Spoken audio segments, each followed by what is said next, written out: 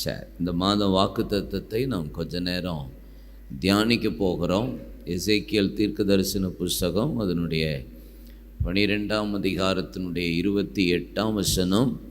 இந்த மாதம் ஆண்டவர் நமக்கு கொடுத்த வாக்குத்தத்தம், என் வார்த்தைகளில் ஒன்றாகிலும் இனி தாமதிப்பது இல்லை என்று கர்த்தராகிய ஆண்டவர் உரைக்கிறார்.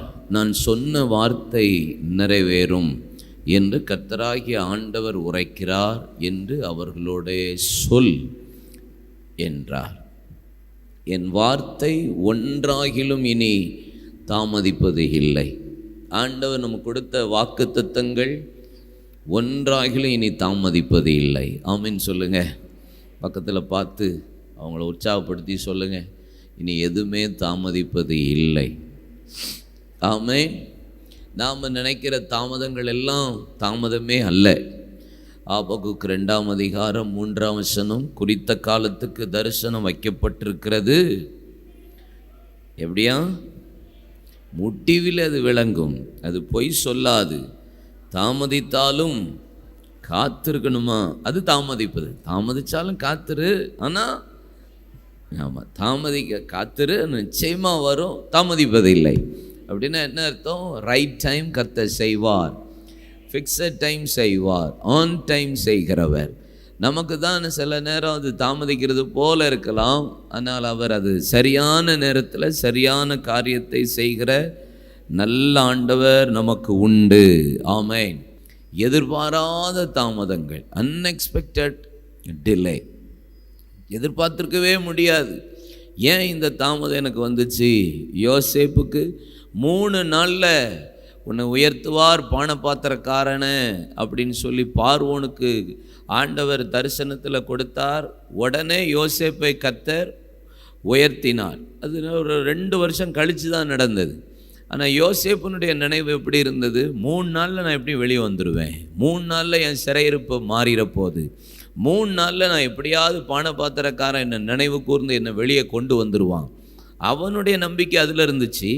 ஆனால் அவன் எதிர்பார்க்கலை இப்படி ஒரு தாமதம் வரும். 2 ஆண்டு கழித்ததற்கு பின்பாக என்று வேதம் சொல்லுகிறது.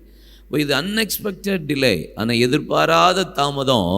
ஆனால் எதிர்பாராத ஒரு பெரிய ஆன்சரை கர்த்தர் கொடுத்தார். எதிர்பாராத ஆசீர்வாதத்தை ஒரே நாளில் பானபாத்திரக்காரன் ரிவீல் பண்ணி 3 நாளாவது நாள் 5வது நாளோ இல்லை 1 வாரம் கழிச்சோ யோசேப்பை குறித்து சொல்லியிருந்தார்னா பானபாத்திரக்காரனுக்கு அடுத்த ஸ்தானத்தில் கூட யோசேப்பு இருந்திருக்கக்கூடும். ஆனால் முழு எகிப்து தேசமுமே கையையாவது காலையாவது அசைக்கக்கூடாது உன்னுடைய வார்த்தையினாலே அன்றி என்று சொன்னபோது எப்படிப்பட்ட ஒரு மேன்மை! என்ன, யோசேப்புக்கு தாமதம் அன்எக்ஸ்பெக்டட், எதிர்பாராத இருந்தது. ஆனால் எதிர்பாராத ஆசீர்வாதத்தை தேவன் தந்தா. உங்கள் வாழ்க்கையில் சில காரியங்களை நீங்கள் எதிர்பார்த்துட்டே இருப்பீங்க, இது நடந்துரும் நினைப்பீங்க, நடக்காமல் எதிர்பாராமல் இன்னும் தாமதமாகிக்கிட்டே இருக்கு. ஆண்டவரே அப்படி என்று நீங்கள் யோசிப்பீர்களானால் நீங்கள் எதிர்பார்த்திருக்கிறதுக்கு மேலே கர்த்தர் எதிர்பாராத ஆசீர்வாதத்தை உங்களுக்கு தருவார். ஆமென். 2வது தாமதம் புரிந்து கொள்ள முடியாத தாமதம். சில தாமதத்தை நம்மளால் புரிஞ்சு கொள்ளவே முடியாது. ஏன் ஆண்டவரே தாமதிக்கிறீர்? அங்கே லாசரு வியாதியாக இருக்கிறான், மரிச்சாச்சு. இன்னும் 2 நாள் இயேசு தாமதித்தார். இந்த தாமதத்தை புரிந்து கொள்ளவே முடியல. வியாதியாக இருக்கான்னு கேள்விப்பட்டா, என் வீட்டு வேலைக்காரன் வியாதியாக இருக்கான் ஆண்டவரே, 100க்கு அதிபதி சொல்கிறான், இந்தா கிளம்பிட்டேன் அப்படிங்கிறார் நம்ம ஆண்டவர். 100க்கு அதிபதி சொன்ன அடுத்த ஃப்ராக்ஷன் ஆஃப் செகண்ட் சொல்கிறார், இந்தா கிளம்பி வந்துக்கிட்டே இருக்கிறேன், ஆன் தி வே அப்படிங்கிறார். இல்லை அப்படின்னு அவன் நிறுத்துகிறான். அதுக்கு கிளம்பினவர் எவிருவின் மகளை சுகப்படுத்துறதுக்கு இந்தா கிளம்பிட்டேன்னாரு. வர்ற வழியிலே 12 வருஷ பெரும்பாடுள்ள ஸ்திரியை சுகப்படுத்துகிறார். உடனே கிளம்பினவர் இதுக்கு மட்டும் தாமதம் பண்ணுகிறார். இன்னும் 2 நாள் தாமதித்தார். ஏன் தாமதித்தார்? சில நேரம் உடனே மரித்து கல்லறை அடக்கம் பண்ணப்பட்டு கல்லை வச்சு மூடியாச்சு.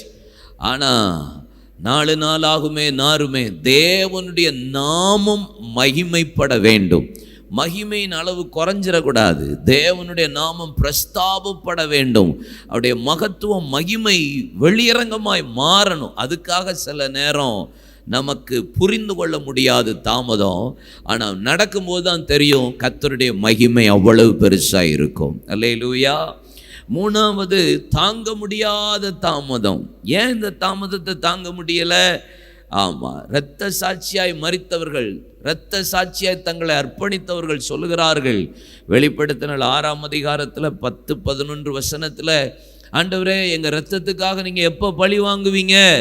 பயங்கர பிரேயராக நடக்குது. எப்போ பழி வாங்குவீங்கன்னு அந்த இரத்தம் கூப்பிடுது. எந்த ஆபேலின் இரத்தம் முதல் கடைசி பரிசுத்தவான் சிந்தின இரத்தம் வரைக்கும் கூப்பிடுது, எப்போ பழி வாங்குவீங்க, எப்போ பழி வாங்குவீங்கன்னு. ஆனால் இன்னும் பொறுத்திருங்கள், இளைப்பாருங்கள் சொன்னினார். சில நேரம் சில தாங்க முடியாத தாமதம் வரும்போது ஆண்டவர் நம்மிடத்தில் எதிர்பார்க்கிறது என்ன தெரியுமா? இளைப்பாறுதல். ஆமாம், நல்ல சமாதானத்தோட இளைப்பாறுதலோடு இருங்க. 10ஆம் வசனத்தில் சொல்லப்பட்டிருக்கிறது, இனி 10ஆம் அதிகாரம் 6ஆம் வசனத்தில், இனி காலம் செல்லாது, இனி காலம் செல்லாது, இனி தாமதிக்கவே மாட்டேன், ஏற்ற வேளையில் கர்த்தர் உங்களுக்கு பதில் கொடுப்பா. 4வது, வேண்டுமென்றே தாமதம் பண்றார். எதுக்கு? 2 பேதுரு 3:9, அவர் தாமதிக்கிறார் என்று சொல்லுகிறபடி அவர் வாக்குத்தத்தத்தை குறித்து தாமதமாயிராமல் ஒருவரும் கெட்டு போகாமல் நித்திய ஜீவனை பெறும்படிக்கு வேணுன்னே தாமதிக்கிறார். ஏன்? அப்போனால தான் நம்ம ரட்சிக்கப்பட்டிருக்கிறோம், இன்னைக்கு ஆலயத்தில் வந்திருக்கிறோம். இன்னும் தேசத்தில் இவ்வளவு கூட்ட ஜனங்கள் ரட்சிக்கப்படணும், கர்த்தரண்ட வரணும், அதனால தான் தாமதிக்கிறார். எசப்பா வாரும் வாரும் கூப்பிடுறோம். ஆமென். இன்னைக்கு இந்த உலகத்தில் உள்ளவர்கள்லாம் நம்ம என்ன பார்த்து சொல்கிறாங்க? வாக்குத்தத்தம் சொன்னாரே, இந்த வருவேன் வருவேன்னு சொன்னாரே, எங்கேயா இயேசு வருகிறார் அப்படின்னு சொல்கிறாங்கல்ல. வருகிறார் வருகிறார்னு இன்னும் பேசிகிட்டு இருக்கீங்களே, வருகிறார் வருகிறார்னு பாட்டு பாடிட்டே இருக்கீங்களே. நம்மளை பார்த்து பரியாசம் பண்ணுகிறவர்கள் கூட்டம் உண்டு, இயேசு எங்கேன்னு கேட்குற கூட்டம் உண்டு, நிந்திக்கிற கூட்டம் உண்டு. ஆனால் அது மத்தியிலும் கர்த்தர் எல்லாரும் ரட்சிக்கப்பட வேண்டும் என்கிற பொறுமை, அதனால தாமதம் பண்ணுகிறார். அப்படி 3-4 தாமதங்களை நான் உங்களிடத்தில் சொன்னேன். நம்ம சில காலத்தில் தாமதிக்கக்கூடாது. கற்பனைகள் கட்டளைகளை செய்கிறதற்கு தாமதியாமல் துரிதமாக செய்யணும். சுவிசேஷம் சொல்கிறதில்ல, ஊழியம் செய்கிறதில்ல, சபைக்கு வருகிறதில்ல. சங்கீதம் 119:60 சொல்லப்பட்டிருக்கிறது, நான் தாமதம் பண்ணாமல் கற்பனைகளையும் கட்டளையும் செய்கிறதற்கு நான் தீவிரித்தேன் என்று சொல்லப்பட்டிருக்கிறது. பிரசங்கி 5:4 வாசித்தால், அவர் பொருத்தனை பண்ண தாமதிக்காத, நீ பொருத்தனை பண்ணுறதை காட்டிலும் நேர்ந்து கொள்ளாமல் இருப்பதே உத்தமம். அதனால் பொருத்தனை பண்ணினீங்கன்னா தாமதம் இல்லாமல் செய்யுங்கள். 3வது சொன்னேன், அப்போஸ்தலர் 22:16 ஞானஸ்தானம் கழுவப்படுகிறதற்கு அங்கே தாமதம் பண்ணுகிறது என்ன? நீ கர்த்தருடைய நாமத்தை தொழுது கொண்டு ஞானஸ்தானத்தை பெற்று உன் பாவங்கள் போக்க கழுவப்படு. வசனத்தினால் கழுவப்படணும், இரத்தத்தினால் கழுவப்படணும், தண்ணீரினால் கழுவப்படணும், ஆவியினாலே கழுவப்படணும். இன்னைக்கு நான் சொல்கிற ஒரு 3 காரியங்கள், 3 நபரை நான் உங்கள் முன்பாக நிறுத்த போகிறேன். தாமதம் செய்த ஒரு 3 காரியங்கள், 3 காரியங்கள், 3 நபர்கள். ஆதியாகமம் 16ஆம் அதிகாரத்தில் ஒரு தாமதம், யாத்திராகமம் 32ஆம் அதிகாரத்தில் இன்னொரு தாமதம், 1 சாமுவேல் 13ஆம் அதிகாரத்தில் தீர்க்கதரிசியின் தாமதம், மோசேயின் தாமதம், வாக்குத்தத்தத்தின் தாமதம். இந்த 3 காரியத்தை, சின்ன சின்ன காரியங்களை நம்ம ஃபேமிலிக்கு ஏற்றபடி ஒரு சில வார்த்தைகளை ஆவியானவர் நம்மோடு பேசுவாராக. ஆதியாகமம் 16ஆம் அதிகாரம் அதனுடைய 3ஆம் வசனத்தை வாசிக்க கேட்போம். 3ஆம் வசனத்தை வாசிக்க கேட்போம். ஆபிரகாம் கானான் தேசத்தில் 10 வருஷம் குடியிருந்த பின்பு ஆபிரகாமின் மனைவியாகிய சாராய் எகிப்து தேசத்தாலான தன் அடிமை பெண்ணாகிய ஆகாரை அழைத்து அவளை தன் புருஷனாகிய ஆபிரகாமுக்கு மறுமனையாட்டியாக கொடுத்தாள். மறுமனையாட்டியாக கொடுத்தாள். என்ன, இங்கே ஒரு பெரிய வாக்குத்தத்தம். தாமதம் ஆகுது, பிள்ளை தருவேன்னு ஆண்டவர் சொல்லிட்டாரு.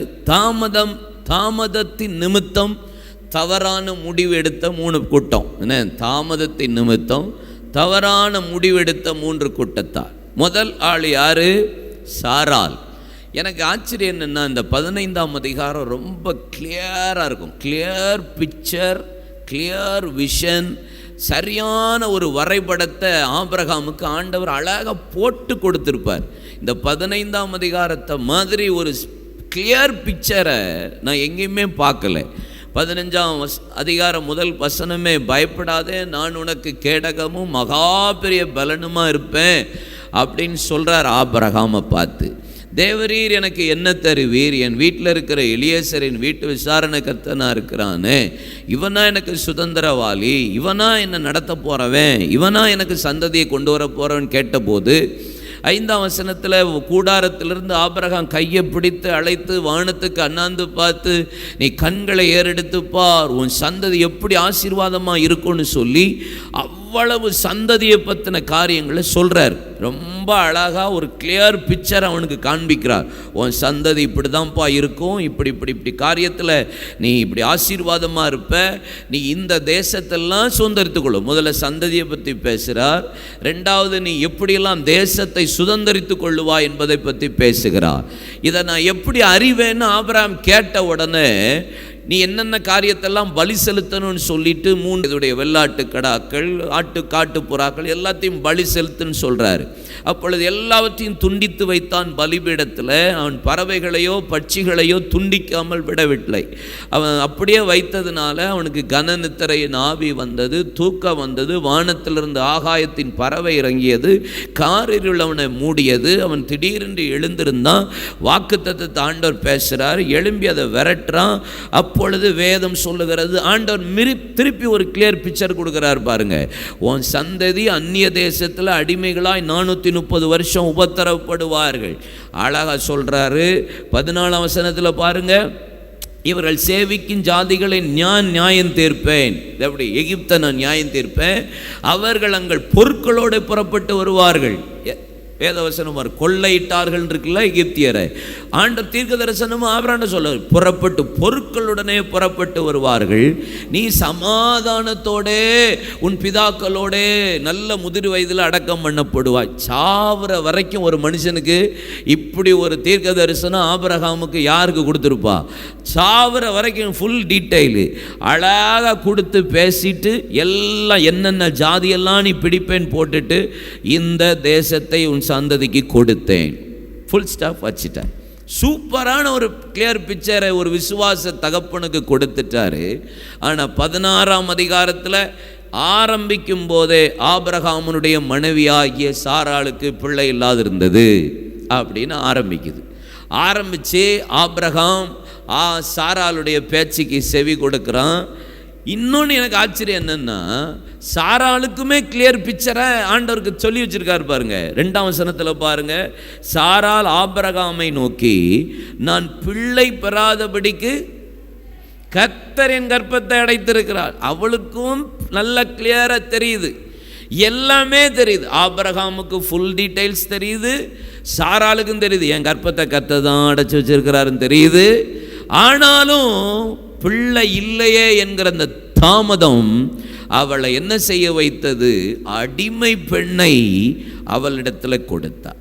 அடிமை பெண்ணை பெற்றதுக்கு பின்னாடி வர்ற பிரச்சனையை தான் நான் உங்களுக்கு 4-5 காரியம் நான் சொல்ல போகிறேன். காரியம் நீங்கள் வாசித்து பாருங்களேன், 4ஆம் வசனம். இவள் தாமதித்த உடனே தாமதத்தினால் தவறான ஒரு முடிவு எடுத்தது நிமித்தம் வந்த பிரச்சனைகள் நம்ம குடும்பத்தில் சில நேரம் தாமதமான உடனே சில தவறான காரியத்தை எடுக்கிறோம். ஃபேமிலியில் தாமதிக்குதில்ல, அவசரமாக நடக்கணுங்கிறதுக்காக தவறான சில முடிவுகளை எடுத்தது நிமித்தம் சாராள் பெற்ற அனுபவித்த பாடுகளை பாருங்கள். 4ஆம் வசனம். அவள் தான் கர்ப்பவதியானதை கண்டபோது தன் நாச்சியாரை அற்பமாக எண்ணினாள். இதான் சொந்த காசில் சூனியம் வைக்கிறதுன்னு அர்த்தம். ஆமேன்னு சொல்லுங்க. உன் வேலைக்காரியை நீ வேலைக்காரி மாதிரி வச்சிருக்காம, உன் அடிமை பண்ண நீ அடிமை பண்ணா நடத்தாம, அவளை நீ வீட்டுக்காரியா நீ இருந்த ஸ்தானத்தை இடம் கொடுத்த. அவளே சொல்றா, அவ கர்ப்பவதி ஆனதுனால தன் நாச்சியாரை அற்பமா எண்ணினாள். முதல்ல 5ஆம் வசனம் பாருங்க. இப்போ ஆபிரகாம் சட்டையை பிடிச்சி இந்த அக்கா செய்கிற காரியத்தை பாருங்க. எனக்கு நேரிட்ட அநியாயம் உமது மேல் சுமரும். இதெல்லாம் ஓவரால சாராளுக்கு, யோ செஞ்ச சட்டை நீனு, அவ சட்டையை பிடிச்சி மனுஷன் சட்டையை பிடிச்சி, யோ எனக்கு நீ செஞ்ச அநியாயம், என்ன செஞ்ச அநியாயம்? நீ தான் உன் அடிமை பண்ண எனக்கு தந்த. நான் செஞ்ச ஒரே மிஸ்டேக்கு, காதை கொடுத்து கேட்டு ஆகார என் மடியில் உட்கார வச்சுக்கிட்டது தப்பு. அல்லேலூயா. நான் இது தப்பாக சொல்கிறேன்னா? பைபிள் அப்படி தான் இருக்குது. மடியில் தூக்கி உட்கார வச்சது தப்பு. அது அந்த உனக்கு சத்தத்துக்கு செவி கொடுத்தேன். சேட்டை உனக்கு சட்டையை பிடிச்சிட்டு என்ன சொல்கிறா?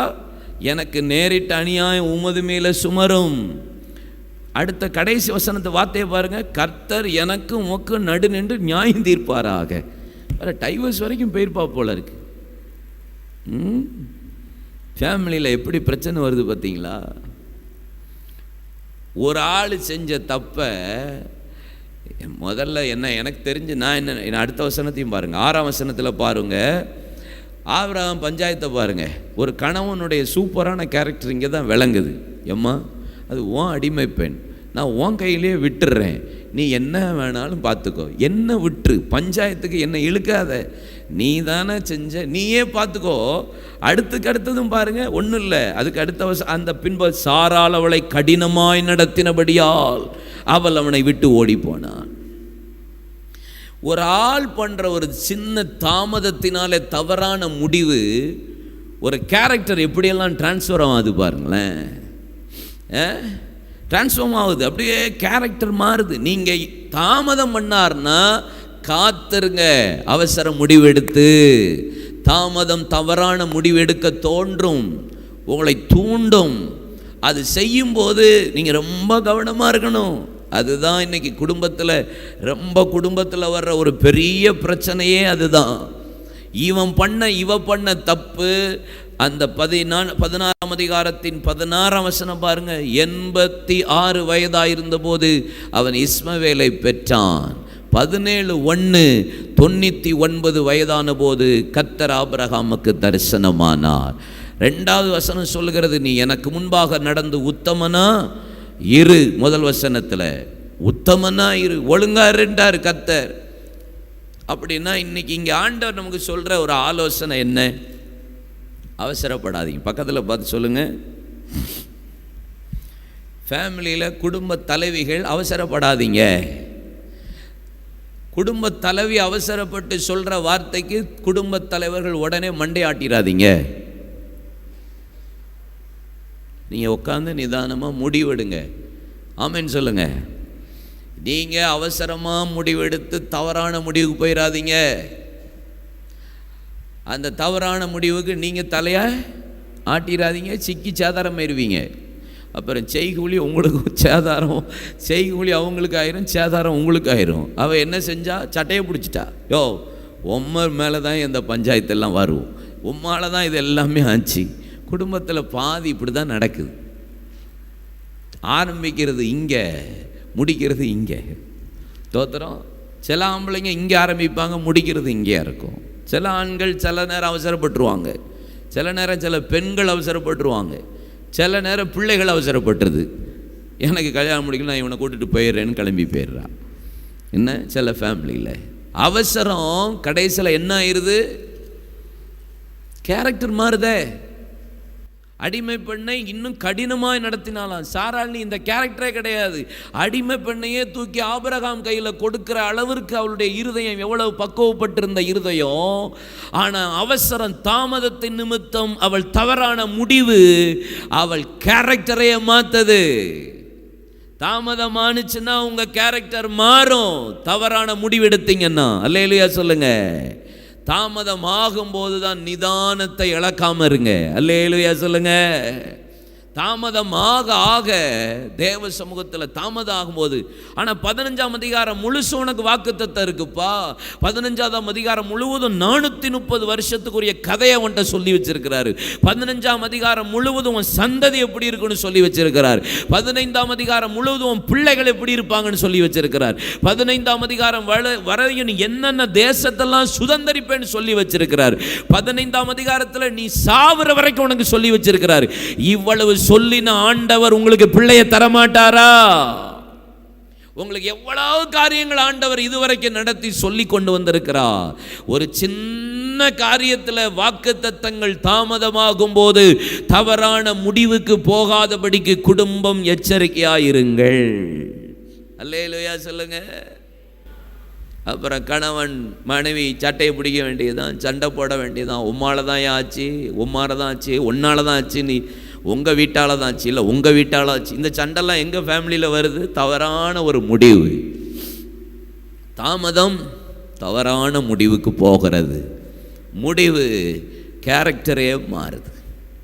இன்றைக்கி தேவ சமூகத்தில் ஒப்பு கொடுப்போம். வலது கரத்தை உயர்த்துங்க, ஒரு நிமிஷம் வலது கரத்தை உயர்த்துங்க.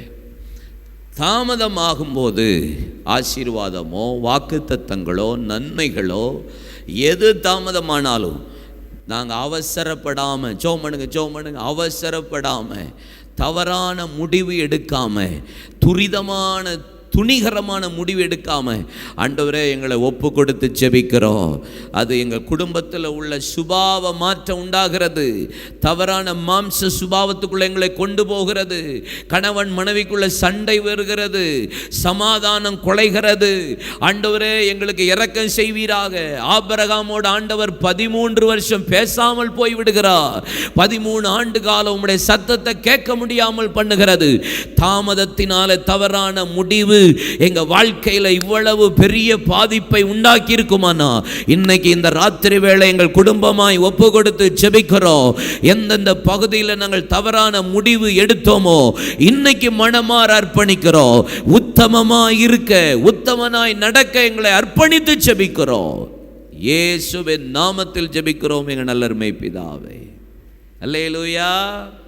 இத வசனத்தை வச்சு ஜெபம் பண்ணுங்க. யாத்திராகம் 32ஆம் அதிகாரத்துக்கு வாங்க. 1ஆம் வசனம் வாசிக்க கேட்போம். மோசே மலையிலிருந்து இறங்கி வர தாமதிக்கிறதை ஜனங்கள் கண்டபோது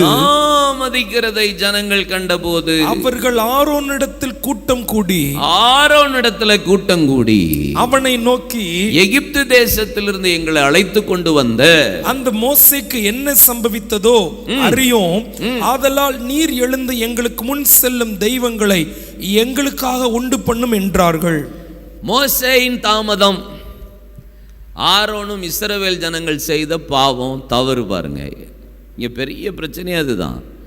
மோசே தேவ சமூகத்தில் இரவும் பகலும் 40 நாள் புசியாமல் குடியாமல் தேவ சமூகத்தில் காத்துட்டு இருக்கிறாரு. நீ என் சமூகத்தில் வா அப்படின்னு சொல்கிறாரு. அவர் விரலை வைத்து கற்பலகையை எழுதி, அவரே கற்பலகையை உருவாக்கி அவரே எழுதி கையில் கொடுக்குறாரு. ஆண்டவர் பேசுகிறார், பிரதான கட்டளைகளை நமக்கு கொடுக்குறார். அப்படிப்பட்ட பிரமாணத்தை வாங்கிறதுக்கு மோசே மேலே போயிருக்கிறாரு. கீழே மோசே வர தாமதித்ததினாலே, எதனால? தாமதிக்கிறதை ஜனங்கள் கண்டபோது. மோசேக்கெல்லாம் என்ன ஆச்சுன்னு எங்களுக்கு தெரியல. இன்னும் உட்காந்துக்கிட்டுலாம் இருக்க முடியாதியா? இதுக்கு மேலெல்லாம் வெயிட் பண்ணுறதுக்கெல்லாம் முடியாது. இம்மீடியட்டாக எங்களுக்கு முன் செல்லும் தெய்வங்களை எங்களுக்கு உண்டு பண்ணும் என்றான். உடனே இம்மீடியட் எங்களுக்கு ஆன்சர் வேணும், ஆள் வேணும். எங்களை நடத்துறதுக்கு ஒரு பாஸ்டர் வேணும். எங்களை நடத்துறதுக்கு ஒரு பாஸ்டர் இம்மீடியட்டாக வேணும். ஒரு ஆள் இல்லாமலாம் நாங்கள் எப்படி போவோம்? இல்லைன்னா ஒரு தெய்வம் வேணும்ல, அவர் தான் பாஸ்டர் தான் பேசி பேசி எங்களுக்கு சொல்லுவார். இப்போ ஒன்றும் இல்லாமல் எப்படி? எங்களுக்கு வேணும்னு சொன்ன உடனே நீங்கள் பாருங்கள், 2ஆம் வசனம் முதல்ல ஆரோன் சொல்கிற தப்பு, மிஸ்டேக்கை பாருங்கள். உங்கள் மனைவிகள் கடைசி பகுதி, பொன்னினைகளை கலற்றி என்னிடத்துல கொண்டு வாருங்கள். ஆரோன் இம்மீடியட், தாமதிச்சு ஜனங்களுடைய ப்ரெஷரு. ஆரோன் செய்த முதல் தவற பாருங்க. முதல்ல அவங்க பொண்ணு எல்லாம் எல்லாத்தையும் கழட்டுங்க அப்படின்றான். 2வது 4ஆம் வசனத்தை பாருங்க. சிற்ப கருவியினால் கருபிடித்து ஒரு கன்று குட்டியை வார்ப்பித்தான், அவன் தான் செய்கிறான். இதில் பெரிய பியூட்டி என்ன பாருங்களேன். உங்களை எகிப்து தேசத்திலிருந்து அழைத்து கொண்டு வந்த உங்கள் தெய்வங்கள் இவைகளே என்றான். இஸ்ரவேல் ஜனங்கள் கேட்டது என்ன? எங்களுக்கு முன் செல்லும் தெய்வங்கள் எங்களுக்கு உண்டு பண்ணும் என்றார்கள். 1ஆம் வசனத்தின் பின்பகுதி பாருங்க. எங்களுக்கு முன் செல்லும் தெய்வங்களை எங்களுக்காக உண்டு பண்ணும். எங்களுக்காக உண்டு பண்ணும் தெய்வங்கள் தான். ஆனால் இவன் சொல்ற வேர்டை பாருங்களேன். உங்களை எகிப்து தேசத்திலிருந்து அழைத்து கொண்டு வந்த உங்கள் தெய்வங்கள் இவைகளே. எக்ஸ்ட்ரா ஃபிட்டிங் தான், எக்ஸ்ட்ராவை அடிச்சு விடுறது. இந்த எக்ஸாஜரேஷன் பேசுறதுன்னு ஒன்று இருக்குது தெரியுமா? மிகைப்படுத்தி பேசுகிறதுன்னு ஒன்று இருக்குல்ல. தாமதிக்கும் போது நடக்கிற தவறு பாருங்க, எக்ஸாஜரேஷன், எக்ஸ்ட்ராடினரியாக பேசுறது. ஒரு ஆள் ஒரு வார்த்தை சொல்கிறத 2-3 வார்த்தையை போட்டு பேசுறது. இவங்க தான் எகிப்திலேருந்து உங்களை கொண்டு வந்த தெய்வம், எங்களுக்கு தெய்வம் வேணும்னு கேட்டாங்க, சிம்பிளாக ஒரே ஒரு வேர்டு. ஆனால் இவன் பேக்கில் போயிட்டான், ஆரோன் எங்கே பழைய கதைக்கு போயிட்டான். எப்பா செங்கடலை பிளந்தவரும் இவர் தான், 10 வாதைகளை கொடுத்தவர் இவர் தான், வனாந்தரத்தில் வழி நடத்தினவர் இவர் தான், மன்னாவை கொடுத்தவர் இவர் தான், உங்களுக்கு காடையை கொடுத்தவர் இவர் தான். அது மாத்திரமல்ல, இவர் தான் கண்மலையில் நீரூற்ற உண்டாக்குனவர் இவர் தான். ஆமாம், மாறாவின் தண்ணீரை மதுரமாக மாற்றினவர் இவர் தான். டோட்டலாக மகிமை யாருக்கு கொடுக்குறான்? ஒரு விக்கிரகத்துக்கு கொடுக்குறான். அடுத்தது பாருங்க, இதோட விடலாம் இல்லை, அவங்க தெய்வங்கள் கேட்டான். நம்மால் எக்ஸ்ட்ராடினரி. அடுத்தது எக்ஸ்ட்ராரியா வர 5ஆம் வசனம் பாருங்க. ஒரு பலிபீடத்தை கட்டி நாளைக்கு கர்த்தருக்கு பண்டிகை என்று கூறிட்டான். செலிப்ரேஷன் பண்ணுவோம் இதை, இம்மீடியட் செலிப்ரேஷன். தவறு எப்படி கூடிக்கிட்டே இருக்கு பாருங்க. தாமதத்தின் நிமித்தம் பண்ணுகிற தவறு, தாமதத்தினால வருகிற தவறு, எக்ஸ்ட்ராடினரியாக ஃபிட்டிங் போடுறான். இன்னும் நம்ம பலிபீடம் கட்டுவோம், கர்த்தரை எப்படி தொழுது கொண்டோமே அதே மாதிரி வந்து எப்படி பண்டிகை என்று கூறினான். 6ஆம் வசனத்தின் பின்பகுதி, புசிக்கவும் குடிக்கவும் உட்கார்ந்து விளையாடவும் எழுந்திருந்தார்கள், பலி செலுத்திட்டு. 7ஆம் வசனம், நீ நடத்தி கொண்டு வந்த உங்கள் ஜனங்கள் தங்களை கெடுத்து கொண்டார்கள். ஆண்டவர் மோசேட்ட பேசுறார், இறங்கி போ, எகிப்திலிருந்து வந்த ஜனங்கள் உன்னை கெடுத்து கொண்டார்கள், நான் விதித்த வழியை அவர்கள் சீக்கிரமாய் விட்டு விலகினார்கள். 8ஆம் வசனம். 9ஆம் வசனம் பாருங்க, இந்த ஜனங்களை பார்த்தேன், இவர்கள் வணங்கா கழுத்துள்ள ஜனங்கள். 10ஆம் வசனம், என் கோபம் இவர்கள் மூலவும் நான் இவர்களை அழித்து போடவும் நீ என்னை விட்டுவிடு, உன்னை பெரிய ஜாதியாக்குவேன். ஒரு ஆரோன் செய்த ஒரு பெரிய மிஸ்டேக்கு, கண்டினியூவாக செய்த பல தவறு, தாமதத்தினாலே ஜனங்கள் பண்ண ப்ரெஷர், ஆரோன் பண்ண மிஸ்டேக் பாருங்க. ஒன்றா இதில் பெரிய பியூட்டி என்ன தெரியுமா? ஆரோனை கூப்பிட்டு மோசே கேட்குறாரு, ஏன்டா அப்படி செஞ்ச? ஏன்? 22ஆம் வசனம் பாருங்க. ஆரோன், என் ஆண்டவனுக்கு கோபம் மூளாதிருப்பதாக. இதெல்லாம் சேட்டல்ல, இது பொல்லாத ஜனம் என்று நீர் அறிந்திருக்கிறீர். உனக்கு எங்கே போச்சு புத்தி? இதில் பெரிய பியூட்டி பாருங்க. 24 நான்லாம் இதை ஒன்றும் செய்யலை, அதை அந்த பொண்ணெல்லாம் கலட்டி என்கிட்ட கொண்டு கொடுத்தாங்க, அது அக்கினியில் போட்டேன், அதுலேருந்து இந்த கன்றுக்குட்டி டவார்னு வந்துட்டுன்ட்டான். உள்ளதான் போட்டேன். ஆனால் 32:4 பாருங்க, சிற்ப கருவியினாலே கருபிடித்து ஒரு கன்றுக்குட்டியை வார்ப்பித்தான். சிற்ப கருவியினாலே நல்லா செய்கிற ஆளை வச்சு பக்காவாக தட்டிக்கிட்டு இந்த ஆளும் கூட நின்று எல்லா சோழியும் முடிச்சுட்டு கடைசியில் வாங்கினேன், போட்டேன், வந்துட்டேன், பொய் வேற வந்துட்டு. அடுத்தது 25 பாருங்க, ஜனங்கள் தங்கள் பகைவர்களுக்குள் அவமானப்படத்தக்கதாக ஆரோன் அவர்களை நிர்வாணமாக்கினதை மோசே கண்டு. யாரு? ஆரோன் ஜனங்களை நிர்வாணமாக்கினதை மோசே கண்டு. கர்த்தர் பட்சத்தில் நிற்கிறவர்கள் யார் என்று கூப்பிட்ட போதான் எல்லாருக்கும் தெளிவு வந்தது. கர்த்தர் பட்சத்தில் ஜனங்கள் வந்தார்கள். லேவியர்கள் பட்டயத்தை எடுத்து எல்லாரையும் சங்காரம் பண்ணினான். கன்றுக்குட்டியை தூள் தூளாக்கி அவர்கள் அதை குடிக்க கொடுத்தான் என்று வேதம் சொல்லுகிறது. தாமதம், தவறான முடிவு ஒரு மனுஷனை எப்படியெல்லாம் கொண்டு போது பாருங்க. தாமதிச்சாலும் காத்திருங்க, நிச்சயமாக இது தாமதிப்பது இல்லை. அல்லேலூயா. இதில் பெரிய பியூட்டி என்ன, பெரிய வேதனை என்ன? இந்த ஜனங்கள் இப்படி பண்ணினதை நம்மால் கோபம் போட்டு உடச்சி விட்டார். கடைசியில் கிடைக்க வேண்டியதும் கிடைக்காம போயிட்டு திருப்பி நம்மால் மேலே போய், அதுவும் ஆண்டவர் சொல்லிட்டார், இப்போ நான் கற்பலகையை நான் செய்ய மாட்டேன், நீயே செஞ்சு எடுத்துட்டு வா, நீ டேப்லெட்டை செஞ்சு எடுத்துட்டு வா, நான் வேணா எழுதுறேன்ட்டார். ரீரைட், திரும்ப எழுதுகிறார். பனிஷ்மெண்ட் மோசேக்கு என்னது? திருப்பி 40 days ஃபாஸ்டிங், திருப்பி டேப்லெட் எடுத்துகிட்டு போகிறான், திருப்பி கற்பலகையை செஞ்சு கொண்டு எடுத்துகிட்டு போகிறான். தூக்கிட்டே போயிருப்பான், எவ்வளோ தூரம் சுமந்திருப்பார். தவறான தாமதமாகும்போது எடுக்கிற தவறான முடிவு பாருங்கள், என்னென்னலாம் ஒரு மனுஷனுடைய கேரக்டரை மாற்றிடுது, சுபாவத்தை மாற்றிருக்கிறது. பொய் பேச வைக்கிறது, துணிகரம் பண்ண வைக்கிறது, ஜனங்களை நிர்வாணமாக்க வைக்கிறது. நம்ம தாமதமாகும் போது தவறான எடுக்கிற சில முடிவுகள் நம்ம குடும்பங்களை கேவலப்படுத்திடும். கவனமா இருங்க. புரியுதா உங்களுக்கு? நம்ம குடும்பத்தை அவலட்சணமாக்கிறோம். அமைதியா இருங்க, காத்திருங்க. மூணாவது ஒரு மனுஷனை சொல்றேன். 1 சாமுவேல் 13ஆம் அதிகாரத்துக்கு நேரா திருப்புங்க. 1 சாமுவேல் 13ஆம் அதிகாரம் 8ஆம் வசனத்தை வாசிக்க கேட்போம். அவன் தனக்கு சாமுவேல் குறித்த காலத்தின்படி 7 நாள் மட்டும் காத்திருந்தான். சாமுவேல் கில்காலுக்கு வரவில்லை. ஜனங்கள் அவனை விட்டு சிதறி போனார்கள். பாருங்களேன், 7 நாள் காத்திருந்தான். சாமுவேல் கில்காலுக்கு வரவில்லை. ஜனங்கள் அவனை விட்டு சிதறி போனார்கள். இங்க சாமுவேலின் தாமதம், அங்க வாக்குத்தத்தம் தாமதமான போது சாராளுடைய தவறான முடிவு, மோசே தாமதித்த போது, ஒரு தலைவன் தாமதித்த போது அங்க தவறான முடிவு ஆரோன். இங்க தீர்க்கதரிசி தாமதமாகும் போது ஒரு ராஜா எடுத்த தவறான முடிவு. எப்படியெல்லாம் பாருங்க, அவனை ராஜாவா இராதபடி கர்த்தர் புறக்கணித்து தள்ளினார். நீங்க 10ஆம் வசனத்தில் 10ஆம் அதிகாரத்தில் 8ஆம் வசனம் வாசி பாருங்க. 1 சாமுவேல் 10:8. நீ எனக்கு முன்னே கில்காலுக்கு இறங்கி போ, சர்வாங்க தகன பலிகளையும் செலுத்தும்படிக்கு, சமாதான பலிகளையும் செலுத்தும்படிக்கு நான் உன்னிடத்துல வருவேன். நான் உன்னிடத்துல வந்து நீ செய்ய வேண்டியதை உனக்கு அறிவிக்க மட்டும் 7 நாள் நீ கில்கால்ல காத்திருன்றார். இதுதான் தீர்க்கதரிசியோட வார்த்தை. 7 நாள் நீ கில்கால்ல காத்திரு, வெயிட், நான் வந்ததுக்கு அப்புறம் பலி செலுத்தலாம். இதுல பெரிய பியூட்டி என்ன தெரியுமா? சாமுவேல் சொல்றார், நான் உன்னை விட்டு போகும்போது ஒரு அடையாளம் உனக்கு வரும். என்ன?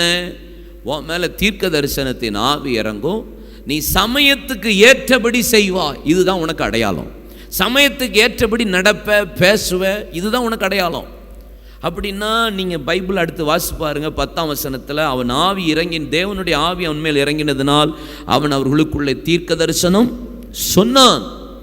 இந்த தீர்க்கதரிசிகளில் ஒருவன் என்று சொல்லத்தக்க அளவு பலமொழி உண்டாயிற்று என்று வேதம் சொல்லுகிறது. முதல் அடையாளம். 2வது பாருங்க, சின்ன தகப்பன் வந்து, சிறிய தகப்பன் வந்து சவுல்கிட்ட கேட்குறான் 14-15, எங்கப்பா போயிட்டு வந்தீங்கன்னு கேட்டா, ஆண்டவர் சாமுவேல் மூலியமாக ஒன்று சொல்லி வச்சிருக்கிறார். என்ன? நீ சமயத்துக்கு ஏற்ற வார்த்தையை சொல்லுவேன்னு சொல்கிறான். நாங்கள் போனோமா, கழுதை காணாமல் போச்சு, கேட்டோம், கிடைச்சது, கரெக்டாக கழுதை கிடைச்சதுன்னு சொன்னாரே தவிர, இவனை பாருங்க எங்களுக்கு தீர்மானம் சொன்னார். ஆனால் ராஜ்ய பாரத்தை பற்றி சாமுவேல் சொன்னதை அவனுக்கு அறிவிக்கவில்லை. இதான் ஏற்ற சமயத்தில் சொல்லுகிற வார்த்தை. ஏற்ற சமயத்தில் நீ ஞானமாக பேசுவேன்னு சொல்லியிருந்தாரே, இது ஒரு அடையாளம். அடுத்தது 10ஆம் அதிகாரம் 27ஆம் வசனத்தில் பாருங்க, இஸ்ரவேல் ஜனங்கள் எல்லாரும் சவுலை பார்த்து, இவனா நம்மளை விசாரிக்க போகிறவன், இவனா நம்மளை ரட்சிக்க போகிறவன், இவனுக்கா நம்ம காணிக்க கொண்டு வராமல் அவனை அசிட்ட பண்ணினார்கள். ஆனால் அவனோ காது கேளாதவனா இருந்தான். சமயத்துக்கு ஏற்றபடி நடந்தான், சமயத்துக்கு ஏற்றபடி பேசினா, சமயத்துக்கு ஏற்றபடி காது கேளாதவனா. என்ன? ஆவிதான் அவனுக்கு அடையாளம். இது எல்லாம் பக்காவா இருந்தது. 11ஆம் அதிகாரத்தில் பாருங்க, அம்மோன் புத்திரர்கள் வந்தபோது ஓரினை மாட்டை பிடித்து சந்து சந்தாக துண்டித்து இஸ்ரவேலில் யூதாவிலும் 2+3 5 லட்சம் பேர் எனக்கு பின்பாக வராதவன் இப்படி ஆக கடவன் சொன்னபோது, யூதாவிலும் இஸ்ரவேலிலும் 3+2 5 லட்சம் பேர் அவனுக்கு பின்பாக யுத்தம் போய் அம்மோனியர்கள் ஒருவரோடு ஒருவர் போகாதபடி அவன் முறியடித்து போட்டு ஜெயஸ்தம்பத்தை நாட்டினான் என்று போடப்பட்டிருக்கிறது. எல்லாத்திலையும் பெர்ஃபெக்டா இருந்தான். ஆனா 13ஆம் அதிகாரம் வந்துச்சு, பெலிஸ்தியர்கள் நெருக்கிறார்கள், வளைத்து கொள்ளுகிறார்கள். எல்லாம் தெரிந்த உடனே வந்து யுத்தம் பண்ணி நம்மளை கொன்றுவாங்களேன்னு சொல்லிட்டு துணிந்து பலி செலுத்திட்டு, ஜனங்கள் பெலிஸ்தியர்கள் அதிகமாகறாங்கன்னு மனுஷ பயம் தாமதித்தது நிமித்தம் சாமுவேல் தீர்க்கதரிசி வர 7 நாள் காத்திருன்றார். 7 நாள் காத்திருந்தான். 7வது நாளும் காத்திருந்தான். அந்த 7வது செகண்ட் தான் காத்திருக்காம விட்டான். பல பேருடைய லைஃப் அதுதான். நம்முடைய தாமதம் சொல்லணும், ஐயோ தாமதிக்கு இல்லை, சரியான நேரத்தில் கர்த்தர் உங்களுக்கு செய்வார். சரியான நேரத்தில் கர்த்தர் தம்முடைய வார்த்தை அனுப்புவார். சரியான நேரத்தில் தேவன் சில ஜனங்களை, சில மனிதர்களை கர்த்தர் நமக்கு அனுப்பி தருவார். அவன் துணிந்து பலி செலுத்தினான். சிதறி போவார்களோ என்று நான் பலி செலுத்தினேன். 11ஆம் வசனம் பாருங்க, 12ஆம் வசனம் பாருங்க, 13ஆம் வசனத்தையும் பாருங்களேன். வார்த்தை, சவுல் ஜனங்கள் என்னை விட்டு சிதறி போகிறதையும் குறித்த நாட்கள் திட்டத்தில் நீர் வராததையும் பெலிஸ்தியர் மிக்மாசிலே கூடியிருக்கிறதையும் நான் கண்டபடினாலே. நீ குறித்த நேரத்தில் வரல, தாமதம் பண்றேன் கண்டபடினாலே. அடுத்த வசனம் பாருங்க, வாசிப்போம். கில்காலில் பெலிஸ்தியர் எனக்கு விரோதமாய் வந்து விடுவார்கள் என்று. வந்துடுவாங்க, எனக்கு பயம், வந்து என்ன முறியடிச்சிருவாங்கிற அந்த பயம். சத்துரு வந்துட்டாங்கன்னு எனக்கு பயம், அந்த பயம் வருது. அடுத்தது பாருங்க, நான் இன்னும் கர்த்தருடைய சமூகத்தை நோக்கி விண்ணப்பம் பண்ணவில்லை என்றும். இங்க பாருங்க, என்றும் எண்ணி துணிந்து துணிந்து சர்வாங்க தகன பலியை செலுத்தினேன் என்றான். துணிகரம், விண்ணப்பம் பண்ணல, என்ன செய்யணும்னு தெரியல, துணிஞ்சிட்டேன் அப்படிங்கிறாரு. அடுத்தது 13. சாமுவேல் சவுலை பார்த்து, புத்தீனமா செஞ்சு உம்முடைய தேவனாகிய கர்த்தர் உமக்கு விதித்த கட்டளை கை கொள்ளாமல் போனீர், மற்றபடி கர்த்தரை இஸ்ரவேல் உம்முடைய ராஜ்யபாரத்தை என்றைக்கும் ஸ்திரப்படுத்துவார். ஒரு ராஜ்யம் இருக்கும். ஆனா அடுத்த வசனம், இப்பொழுதோ உம்முடைய ராஜ்யபாரம் நிலை நிற்காது. கர்த்தர் தம்முடைய இருதயத்துக்கு ஏற்ற ஒரு மனுஷனை தமக்கு தேடி அவனை கர்த்தர் தம்முடைய ஜனத்தின் மேல் தலைவனாய் இருக்க கட்டளையிட்டார். கர்த்தர் உமக்கு விதித்த கட்டளை நீர் கை கொள்ளவில்லையே என்று சொன்னான். ராஜ்யபாரமே அவனை விட்டு போயிட்டு ராஜாவா இராதபடிக்கு கர்த்தர் அவனை புறக்கணித்தார். ஒரு மனுஷனுடைய தாமதம் தவறான முடிவுக்கு நேராக போய் எவ்வளவு நல்ல குட் குவாலிட்டியெல்லாம் இருக்குது பாருங்களேன். என்ன, காது கேட்காதவனா இருந்தான், தீர்க்கதரிசியாக பேசினா, ஞானத்துக்கு ஏற்றபடி சமயத்துக்கு ஏற்ற வார்த்தையை பேசினா, எல்லாம் கரெக்டாக இருந்தது. ஆனால் காத்திருக்க வேண்டிய நேரத்தில் காத்திருக்காம தாமதமாகுதுன்னு இவன் நினைக்கிறான். ஆனால் சாமுவேல் தீர்க்கதரிசி கரெக்டான நேரத்தில் தான் வந்தார், கரெக்டாக தான் வந்தார். ஆனால் இவன் துணிந்து செய்தான். ராஜ்யபாரமும் போனது, ராஜாவா இராதபடி கர்த்தர் அவனை புறக்கணித்து தள்ளினார். அதற்கு பின்பாக உள்ள வசனங்களை நீங்கள் வாசித்து பார்த்தீங்கன்னா, பெலிஸ்தியர்கள் இஸ்ரவேல் ஜனங்களை நெருக்கினார்கள். அவர்களுக்கு ஒரு கொல்லனும் இஸ்ரவேலில் இராதபடி பெலிஸ்தியர்கள் பார்த்து கொண்டார்கள். அவர்கள் மண்வெட்டிகள் கோடாரிகளை அவர்கள் எடுத்து கொண்டு போனார்கள். பெலிஸ்தியர்கள் ஒரு கொல்லனும் இல்லாதபடினால இஸ்ரவேலில் பெலிஸ்தியர் கொல்லனிடத்தில் போய் இவங்க போய் சரி செய்யலான்னு போனாங்க. அதனுடைய கடைசி வசனத்தில் பின்பகுதியில் சொல்லப்பட்டிருக்கும், சவுலும் யோனத்தான் கையிலே அல்லாமல் மற்ற ஒருவர் கையிலும் பட்டையும் ஈட்டியும் இல்லாதிருந்தது. ஒருவர் கையிலும் பட்டையும் ஈட்டி கிடையாதபடிக்கு போயிருந்தது என்று வேதம் சொல்லுகிறது. பாருங்க, கடைசியில் அவனுடைய காரியம் அந்த நிராயுத பாணின்னு சொல்லுவோம்ல, அப்படிப்பட்ட சூழ்நிலைக்கு சவுல் வந்து விட்டான். கர்த்தர் அவன் ராஜ்யபாரத்தை புறக்கணித்து தள்ளினார். 15ஆம் அதிகாரத்தில் அமலேக்கியரை சங்காரம் பண்ணாமல் விட்டான். கர்த்தர் அவனுக்கு பிரியமா, ஆண்டவருக்கு பிரியமா இல்லை, அவனை ராஜாவா இராத புறக்கணித்து தள்ளினேன் என்று 1 சாமுவேல் 15, 22, 23 மீண்டும் அவருடைய சத்தத்துக்கு நீ செவி கொடுக்கல. செகண்ட் டைம் இது உனக்குப்பா, 2வது முறை நீ செவி கொடுக்காம போன. இன்னைக்கு தாமதம் தவறான முடிவு எடுக்க பண்ணுகிறதா? உங்கள் ஃபேமிலியில் திருமணம் தாமதமாகுதா? தவறான முடிவு எடுத்துடாதீங்க. பிஸ்னஸில் சில தாமதமாக தவறான முடிவெடுத்து சில தேவையில்லாத பிஸ்னஸில் நுழைஞ்சிடாதீங்க. தாமதமாகுதா உங்கள் ஊழியத்தில் தவறான சில ஐக்கியத்தோடு சேர்ந்துடாதீங்க. சில நேரம் இப்படி தான், சிலர் ஆளுக்கு ஊழியத்தில் ஆசீர்வாதம் வரலை, ஊழியத்தில் மேன்மை வரலைன்னு சொன்ன உடனே தவறான உபதேசக்காரன் கூட போய் சேர்ந்து பாட்டு பாடுறதுக்கு கூட நிற்கிறதுக்கும், பாட்டை எழுதி வாங்கிறதுக்கும், அவங்க கூட ஃபேமுக்கு நேமுக்கும் தவறான முடிவெடுத்து ஊழியமே பாலாகிறத பார்க்குறோம். அதனால் தயவு செய்து நான் சொல்கிறேன், தாமதம் தவறான முடிவுக்கு கொண்டு போக விடாதபடிக்கு கவனமாய் காத்திருங்க. நிச்சயமாய் அது வரும், அது தாமதிப்பது இல்லை. அல்லேலூயா. அப்படின்னா ஒரு தாமதம் சாராளுக்கு இஸ்மவேலை வெளிப்பட, மாம்சம், இஸ்மவேல் மாம்சம். கடைசியில் பிள்ளை வளர்ந்ததுக்கப்புறமும் என்னாச்சு? இஸ்மவேல் வளர்ந்ததுக்கப்புறம் என்ன செஞ்சான்? சாராளை பரியாசம் பண்ணினான் இருக்கு, பார்த்துருக்கீங்களா? சாராளை என்ன செஞ்சான்? பரிகாசம் பண்ணினான். ஈசாக்கையும் பரியாசம் பண்ணினான். தவறான முடிவு. எப்போ வரைக்கும்? இப்போ வரைக்கும் போராட்டம் தான், இப்போ வரைக்கும் போராட்டம் தான். தவறான முடிவு, தாமதம் தவறான முடிவை உண்டாக்குறதா? நம்ம வாழ்க்கையில் மாம்ச போராட்டம் வந்துக்கிட்டே இருக்கும், மாம்சம் நம்மளை நெருக்கிக்கிட்டே இருக்கும். நீ எடுத்த தவறான ஒரு முடிவு உனக்கு இப்படி வந்து நிற்கிது மாம்சம். இன்றைக்கி பல தாமதங்கள் வந்தபோது தவறான முடிவு. ஒரு நல்ல ஒரு பிரதான ஆசாரியனே பொய் பேச வச்சிருது பார்த்தீங்களா? பிரதான ஆசாரியனே பொய் பேச வச்சிருது. அவனை என்னென்னமா செய்ய வச்சிருச்சு. நம்மெல்லாம் ஏமாத்துறோம். ரொம்ப கவனமாக இருங்க. என்ன தாமதம் வரும்போது தான் சில நேரம் தேவையில்லாத ஆலோசனை வரும். சில மனுஷர்கள் வந்து நிற்பாங்க, சில ஆலோசனை கிடைக்கும். ஈஸியாக பணம் வரும்னு சொல்லுவாங்க, இதை எடுத்துக்கோன்னு சொல்லுவாங்க. காத்திருந்து ஜெபம் பண்ணுங்க. சில இழப்பு வராமல் இருக்க, சில நஷ்டம் வராமல் இருக்க, சில கடினமான பாதைகள் வராமல் இருக்க நீங்கள் அவசரப்படாமல் காத்திருங்க. இந்த சூழ்நிலை அல்ல, கர்த்தர் தாமதிக்கிறார் என்றால் நிச்சயமாக வரும், ஆன் டைமில் வரும். தாமதிப்பது இல்லை. நமக்கு அது தாமதம் போல இருக்கலாம், அவர் தாமதிக்கிற தெய்வம் அல்ல. அல்லேலூயா, ஆமென்.